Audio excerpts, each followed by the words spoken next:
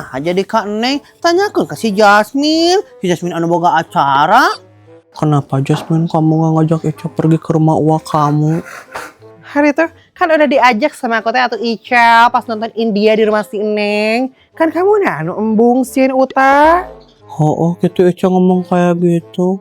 Iya, sok we tanya ke si Neng. Bener kan si Ica ngomong gitu pas di rumah kamu? Teuing Jasmine. Neng poho. Di meni pohoan si Eta juga nih. Pokoknya mah Ica ya, aku udah ajak kamu, tapi kamu ya yang nggak mau, bukan aku yang nggak ngajak ya. Kenapa apa kamu teh gak mau saya Ica? Kan Ica mah kalau dipaksa suka mau. Di meni haream, kudu maksa juga nu penting wae Ica, juga DPR wae. Gak mau tahu pokoknya mah Ica mah pundung. Fek wae dek funuma Ica meni dasar siapa baperan Ica. Meni flying victim bisa, mana anu salahnya nyala kabatur. Dasar si Ica. Har. Nah, ya teh Neng jadi ditinggalkan sorangan meni dasar di mah tuman.